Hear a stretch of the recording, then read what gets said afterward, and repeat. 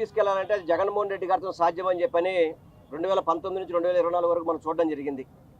ఎందుకంటే చంద్రబాబు నాయుడిని సీనియర్ ముఖ్యమంత్రి అని చెప్పుకుంటాడు, కానీ ఎప్పుడు కూడా చంద్రబాబుకి ఇది నా పథకం అని చెప్పుకునే పరిస్థితి ఈ రోజు వరకు కూడా రాలేకపోయింది అతనికి. చంద్రబాబు చూస్తే వెన్నుపోటు, స్కామ్స్ మాత్రమే గుర్తుకొస్తాయి. కానీ రాజశేఖర రెడ్డి గారిని, జగన్మోహన్ రెడ్డి గారిని చూస్తే గుర్తుకొచ్చేది పథకాలు, సంక్షేమ పథకాలు, అభివృద్ధి గుర్తు రావాలంటే అది రాజశేఖర రెడ్డి గారు కానీ, జగన్మోహన్ రెడ్డి గారు కానీ. తప్పకుండా ఈ రాష్ట్రం అభివృద్ధి చెందాలన్నా, ప్రతి సంక్షేమ పథకం పేద ప్రజలకు అందాలన్నా జగన్మోహన్ రెడ్డి గారు ముఖ్యమంత్రి అయితేనే. 16 సంవత్సరాలు ఈ దేశంలో, ఈ రాష్ట్రంలో ఎన్నడూ లేని విధంగా మా నాయకుడు జగన్మోహన్ రెడ్డి గారిని పార్టీ పెట్టిన దగ్గర నుంచి గారా ఎన్ని కష్టాలు పెట్టినా, ఎన్ని ఇబ్బందులు పెట్టినా, కాలంలో ప్రతిపక్షంలో ప్రజల పక్షాన పోరాటం చేశాం. అధికార పక్షంలో ఉన్నప్పుడు ప్రజల కోసం మేము ఇచ్చిన హామీలు కానివ్వండి, సంక్షేమ పథకాలు కానివ్వండి, ఇచ్చిన మాటగా నెరవేర్చిన పార్టీ ఏది ఉందంటే అది వైఎస్ఆర్ కాంగ్రెస్ పార్టీ, జగన్మోహన్ రెడ్డి గారు ఒక నాయకత్వంలోనే మేము చేసుకుంటూ జరిగింది. 40 సంవత్సరాలు నాకు రాజకీయ అనుభవం ఉంది, 14 సంవత్సరాలు నేను ముఖ్యమంత్రిగా పనిచేసిన అనుభవం ఉందని చెప్పిన చంద్రబాబు నాయుడికి ఒక్కటంటే ఒక్క పథకం ఇది నేను చేశానని చెప్పుకునే పరిస్థితి లేదు. కానీ మా దివంగత నాయకుడు రాజశేఖర రెడ్డి గారి పేరు చెప్తే ఆరోగ్యశ్రీ గుర్తొస్తుంది, ఫీజు రియంబర్స్మెంట్ గుర్తొస్తుంది. అదేవిధంగా మా నాయకుడు జగన్మోహన్ రెడ్డి గారి పేరు చెప్తే అమ్మఒడి కానివ్వండి, చేయూత కానివ్వండి, మహిళలకు ఇళ్ల స్థలాలు ఇచ్చే కార్యక్రమం గుర్తొస్తుంది. చంద్రబాబు నాయుడికి ఒక్క పథకం అన్న గుర్తొస్తుందా అని చెప్పని ఈరోజు మేము అందరం గారు అడుగుతున్నాం. ఈరోజు ఎన్టీఆర్ జిల్లాలో ప్రతి వార్డులో కానివ్వండి, ప్రతి గ్రామంలో కానివ్వండి దినోత్సవం ఎంతో ఘనంగా, ఉత్సాహంగా మా నాయకులు, కార్యకర్తలు ఒక సమక్షంలో సేవా కార్యక్రమాలతో ప్రతి ఒక్కరు గారు ముందుకు జరుగుతుంది.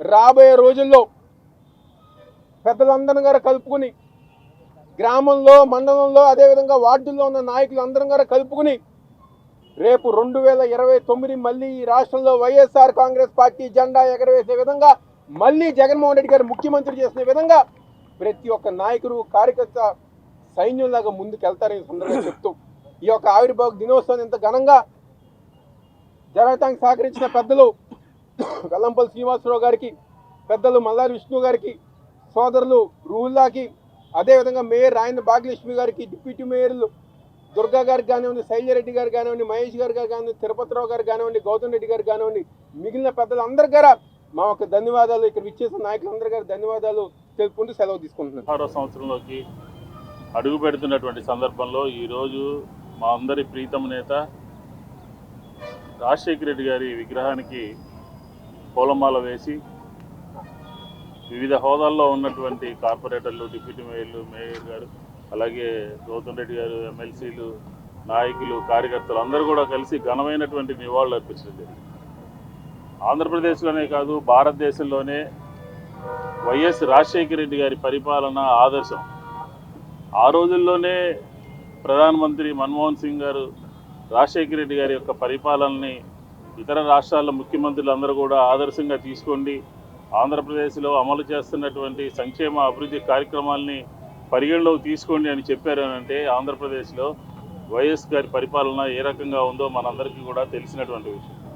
ఆయన మరణానంతరం ఆయన పేరు మీద స్థాపించినటువంటి వైఎస్ఆర్ కాంగ్రెస్ పార్టీ జగన్మోహన్ రెడ్డి గారి నాయకత్వంలోను మొట్టమొదటి ఎన్నికల్లో పోటీ చేసినప్పుడు 69 సీట్లు వచ్చినప్పటికీ కూడా 2019లో ఈ రాష్ట్రంలో అధికారంలోకి రావటం అంటే ఏ రకమైనటువంటి పరిపాలన ప్రజలకు అందించవచ్చు, ఏ రకంగా పేదరికాన్ని నిర్మూలించవచ్చు, ఏ రకంగా రైతులకు మేలు చేయొచ్చు, ఏ రకంగా మహిళలకి వారి కాళ్ళ మీద ఏ రకంగా నిలబడచ్చు, ఈ రాష్ట్రంలో ఉన్నటువంటి విద్యార్థులకి భరోసా ఏ విధంగా ఇవ్వచ్చు, చదువుకోవడానికి ఏ రకంగా ప్రభుత్వం మన చేతిలో ఉంటే ప్రోత్సహించవచ్చు అని చెప్పి చేసి చూపించినటువంటి నేత వైఎస్ జగన్మోహన్ రెడ్డి గారు అని చెప్పని ఈ సందర్భంగా మనం చేస్తాం. ఒక పరిపాలనాపరమైనటువంటి రిఫార్మ్స్ తీసుకొచ్చి సచివాలయాలు కానీ, ఆర్బీకే సెంటర్లు కానీ, అలాగే నాడు నేడులో స్కూల్స్ కానీ, అలాగే పోర్ట్లు కానీ, ఎయిర్పోర్ట్లు కానీ సమగ్రమైనటువంటి అభివృద్ధికి బీజం వేసినటువంటి పార్టీ వైఎస్ఆర్ కాంగ్రెస్ పార్టీ అని చెప్పారు. అలాగే జగన్మోహన్ రెడ్డి గారు అని చెప్పని ఈ సందర్భంలో ఆయన అడుగుజాడల్లో ప్రతి ఒక్కరు కూడా నడవాల్సినటువంటి అవసరం ఉంది.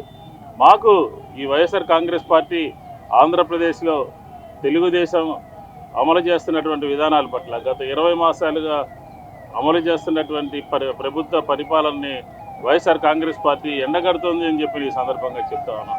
ఇచ్చినటువంటి హామీల్ని అమలు చేయకుండా, ఇచ్చినటువంటి మాటల్ని తుంగలో తొక్కి ఏ రకంగా ఆంధ్రప్రదేశ్లో రెడ్ బుక్ రాజ్యాంగం నడుస్తోందో దానికి వ్యతిరేకంగా కార్యకర్తల దగ్గర నుంచి, నాయకుల దగ్గర నుంచి అందరూ కూడా ఈ అప్రజాస్వామిక నిరంకుశత పరిపాలనకి వ్యతిరేకంగా వైఎస్ఆర్ కాంగ్రెస్ పార్టీ పోరాటం చేస్తుందని చెప్పి ఈ సందర్భంగా చెప్పచ్చు. కాబట్టి ఏ వ్యవస్థ కూడా ఆంధ్రప్రదేశ్లో సరిగా పనిచేయట్లేదు. పోలీసు వ్యవస్థ కానీ, రెవెన్యూ వ్యవస్థ కానీ, ఎండోమెంట్స్ వ్యవస్థ కానీ ఏది కూడా హద్దులు దాటి, పరిధులు దాటి వ్యవహరిస్తున్నాయి. ఖచ్చితంగా రాబోయే రోజుల్లో వైఎస్ఆర్ కాంగ్రెస్ పార్టీ ఈ ప్రభుత్వం చేస్తున్నటువంటి కార్యక్రమాల మీద పోరాటం చేసి 2029లో ఖచ్చితంగా జగన్మోహన్ రెడ్డి గారి రాష్ట్రానికి ముఖ్యమంత్రి అయ్యే విధంగా ప్రతి ఒక్కరు కూడా కష్టపడాల్సినటువంటి అవసరం ఉన్నది అని చెప్పి ఈ సందర్భంగా తెలియజేస్తాను. ఈరోజు 15 ఏళ్ళ నుండి 16వ ఏడు వార్షికోత్సవం, వైఎస్ఆర్సీపీ పార్టీ వార్షికోత్సవం మా జిల్లా అధ్యక్షులు మా దేవినేని అవినాష్ గారి ఆధ్వర్యంలో నిర్వహించుకోవడం జరిగింది. ఈ కార్యక్రమానికి మా మాజీ మంత్రివర్యులు వెల్లంపల్లి శ్రీనివాసరావు గారు, మల్లాది విష్ణు గారు, అలాగే మా డిప్యూటీ మేయర్ శైలజ గారు, దుర్గా గారు, అలాగే ఎమ్మెల్సీ గారు, అలాగే పోతిన మహేష్ గారు, అలాగే గౌతమ్ రెడ్డి గారు, అలాగే తిరుపతిరావు గారు, అలాగే మా పార్టీ పెద్దలు, నాయకులు అందరం ఈరోజు రాష్ట్ర వ్యాప్తంగా చాలా ఘనంగా ఈ వార్షికోత్సవం అన్నది జరుపుకోవడం జరుగుతుంది. ఈ రాష్ట్రాన్ని ఎవరైనా ముందుకు తీసుకెళ్లారు సంక్షేమం ద్వారా, అభివృద్ధి ద్వారా అని అంటే ఆ రోజు రాజశేఖర రెడ్డి గారు. ఈరోజు తండ్రికి తగ్గ తనయుడిగా జగన్మోహన్ రెడ్డి గారి పేరు మాత్రమే ఈ ఆంధ్ర రాష్ట్రంలో చిరస్థాయిగా నిలిచిపోయింది. 40 ఏళ్ల ఇండస్ట్రీ అన్నవాళ్ళు, 4 సార్లు ముఖ్యమంత్రి అన్నవాళ్ళు కూడా ఈరోజు రాజశేఖర రెడ్డి గారు పెట్టిన పథకాలు కానీ, లేకపోతే జగన్మోహన్ రెడ్డి గారు పెట్టిన పథకాలు కానీ పేర్లు మార్చుకొని పెట్టుకునే పరిస్థితుల్లోనే ఉన్నారే తప్పితే కానీ వాళ్ళకంటూ ఒక స్వయంగా ఒక ఆలోచన అన్నది కానీ, లేకపోతే ఒక ప్రజలకి ఒక దిశానిర్దేశం చేసి ప్రజల్ని ఈ రకంగా మనం వాళ్ళ సంక్షేమానికి కానీ, వాళ్ళ అభివృద్ధికి కానీ మనం తోడ్పడచ్చు అన్న విషయాన్ని పూర్తిగా విస్మరించిన పార్టీ ఏదైనా ఉందంటే ఈరోజు కూటమి పార్టీ. పూర్తి స్థాయిలో ఈరోజు ప్రజలకి అన్యాయం చేస్తున్న పార్టీ కూటమి పార్టీ. సూపర్ 6 అని, సూపర్ హిట్ అని ఊదరగొట్టుకొని రాష్ట్ర వ్యాప్తంగా తిరిగి ఈరోజు మహిళలకు కానీ, పిల్లలకు కానీ అన్యాయం చేస్తున్నారు. పూర్తి స్థాయిలో మహిళలకి ఇస్తామన్న ఏ ఒక్క సంక్షేమ పథకం కానీ అమలు జరగటం లేదు. పిల్లలకి అమ్మఒడి దగ్గర నుంచి ఈరోజు వాళ్ళకి ఫీజు రీఎంబర్స్మెంట్ వరకు ప్రతి దగ్గర పిల్లలకు అన్యాయం చేస్తున్నారు. ఈరోజు ఫంక్షన్ల విషయంలో కూడా మేము 4,000 ఫంక్షన్ ఇస్తామని చెప్పి ఈరోజు 5 లక్షల పైబడిన ఫంక్షన్లకు కోతలు పెట్టిన ఘనత ఈరోజు కూటమి నాయకులు. ఏ రకంగా చెప్పుకున్నా కానీ కూటమి నాయకుల పాలన ఈరోజు ఆంధ్ర రాష్ట్ర ప్రజలు నెత్తి మీద భస్మాసుర అస్తంలా ఉందని తెలియజేస్తున్నాం. రాబోయే కాలంలో వైఎస్ఆర్సీపీ పార్టీ ప్రతి ఒక్క నాయకులు ఉద్యమించి 2029లో మళ్ళీ జగన్మోహన్ రెడ్డి గారి పరిపాలన వస్తుంది. ఆంధ్ర రాష్ట్రం మళ్ళీ సంక్షేమానికి, అభివృద్ధికి ముందుగా ఉంటుంది అని చెప్పి తెలియజేసుకుంటాం. కూడా కార్యకర్తల ద్వారానే అన్ని రకాల సంక్షేమ అభివృద్ధి కార్యక్రమాలు వారి ద్వారా నిర్వహిస్తామని చెప్పడంతో ఈ రోజున ఆవిర్భావ దినోత్సవం రాష్ట్ర వ్యాప్తంగానే కాదు, ఇతర రాష్ట్రాల్లో జరిగినటువంటిది, విదేశాల్లో జరిగినటువంటి కార్యక్రమాల్లో సైతం ప్రజానీకం పాల్గొంటున్నటువంటి కారణం జగన్మోహన్ రెడ్డి గారి మీద ఉన్నటువంటి అభిమానం, ఆయన ఇచ్చినటువంటి పిలుపు.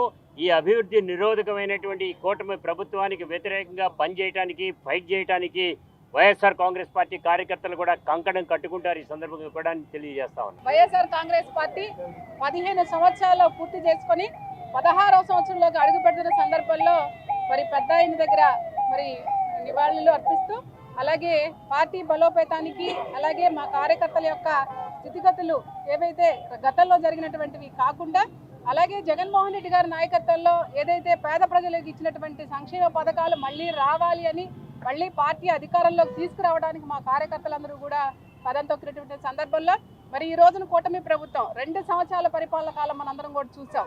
ఎక్కడ వేసిన గొంగలు అక్కడే. కాకపోతే నాకు చరిత్ర ఉంది, నాకు అనుభవం ఉందని చెప్పేటువంటి నాయకుడిని మేము ఒకటే అడుగుతా ఉన్నాం, మీ అనుభవంలో ఈ 2 సంవత్సరాల కాలంలో ప్రజలకు ఏం మంచి చేశారని అడుగుతా ఉన్నాం. జగన్మోహన్ రెడ్డి గారిని చూసి నేర్చుకోండి. ఎందుకంటే ఇచ్చిన మాటకు కట్టుబడి ఇచ్చినటువంటి పథకాలన్నీ నెరవేర్చినటువంటి ఘనత గత 5 సంవత్సరాల పాలకుడు జగన్మోహన్ రెడ్డి గారిని ఇవాళకి కూడా ప్రజలందరూ కూడా తలుచుకునేటువంటి పరిస్థితి.